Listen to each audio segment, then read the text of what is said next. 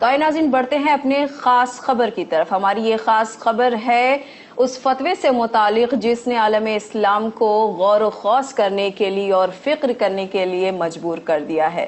جی ہاں ناظرین، ہم بات کر رہے ہیں مصر کے الازہر کے مفتی و عالم ڈاکٹر الطیب کے دیے گئے فتوے کے متعلق، جنہوں نے اس فتوے میں شیعہ اور سنی حضرات کے درمیان پیدا ہونے والی غلط فہمیوں کے نہایت ہی امن اور صبر کے ساتھ تمام جوابات دیے ہیں۔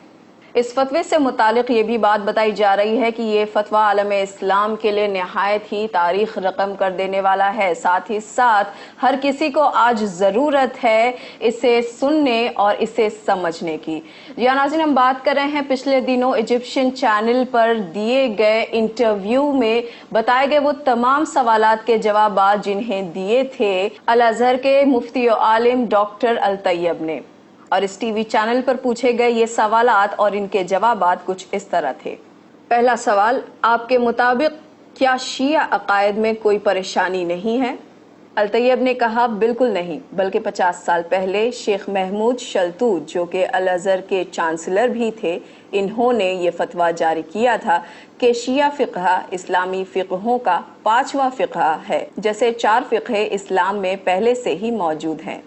دوسرا سوال، ہمارے بچے شیعہ اسلام سے کافی متاثر ہو رہے ہیں، اسے اپنا رہے ہیں، ایسے میں ہم کیا کریں؟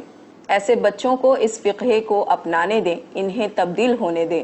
کیا ہم کچھ کہتے ہیں جب کوئی مالکی یا حنفی جماعت کو چھوڑ دیتا ہے؟ یہ بچے بس 4تھے فقہ کو چھوڑ کر 5ویں فقہ کو اپنا رہے ہیں، جو کہ لائق تنقید نہیں ہے۔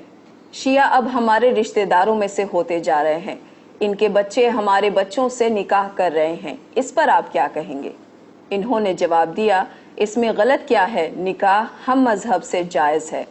پھر سوال کیا گیا، ایسا کہا جاتا ہے کہ شیعہ حضرات کے پاس الگ قرآن مجید ہے۔ اس پر انہوں نے جواب دیا، یہ تمام دقیانوسی باتیں ہیں اور غلط فہمیاں ہیں، اور نہ ہی ان کا قرآن ہم سے الگ ہے، اور نہ ہی ان قرآن کی سورہ الگ ہیں ہماری قرآنی سوروں سے۔ 23 سعودی عرب کے علماء نے فتویٰ جاری کیا ہے کہ شیعہ کافر ہیں۔ الطیب نے جواب دیا، مسلمانوں کے لیے فتوے جاری کرنے کی الازہر کے پاس ہی اتھارٹی ہے، اس لیے اس کے علاوہ جاری ہونے والے سارے فتوے بے معنی اور جعلی ہیں۔ تو پھر آخر فرق کہاں باقی رہا؟ شیعہ اور سنی میں کیا فرق ہے اور ان کے کیا معنی ہیں؟ الطیب کا جواب تھا، یہ تفرقات بیرونی سازشوں کی پالیسیز ہیں جو شیعہ اور سنی حضرات میں فساد پھیلانا چاہتی ہیں۔ ان کا اگلا سوال، میرے پاس نہایت سنجیدہ سوال ہے، اور وہ یہ کہ شیعہ حضرات ابو بکر اور عمر کو نہیں مانتے، تو پھر آپ کیسے کہہ سکتے ہیں کہ یہ مسلمان ہیں؟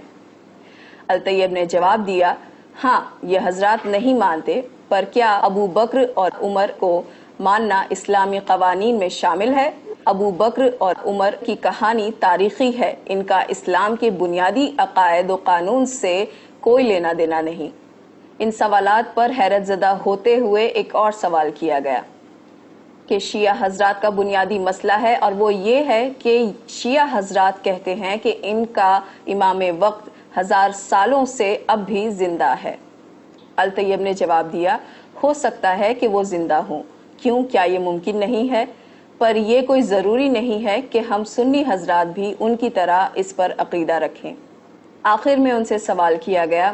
امام محمد تقی علیہ السلام کے حوالے سے رپورٹر نے پوچھا کہ شیعہ حضرات کا یہ بھی ماننا ہے کہ ان کے ایک امام کو امامت 8ویں سال میں ملی، کیا یہ ممکن ہے کہ 8 سال کے بچے کو امامت ملے؟ الطیب نے جواب دیا کہ اگر ایک نومولود بچہ نبی بن سکتا ہے جسے ہم نبی عیسیٰ کے نام سے جانتے ہیں، تو ایک 8 سال کے بچے کا امام بننا کیا مشکل و ناممکن ہے؟ اور یہ بات کوئی عجیب بھی نہیں، حالانکہ ہم اہل سنت حضرات اسے تسلیم نہیں کرتے، پر شیعہ حضرات کا یہ عقیدہ اسلام سے باہر کا نہیں ہے، اور نہ ہی اسلام کو اس سے خطرہ ہے، اور یہ حضرات مسلمان ہیں۔ اور اس طرح الازہر کے مفتی و عالم نے ان تمام جوابات کے ساتھ یہ ثابت کر دیا کہ اسلام میں صبر و تحمل اب بھی باقی ہے، اور اس میں اتحاد دنیا کے سامنے لانا نہایت ہی ضروری ہے۔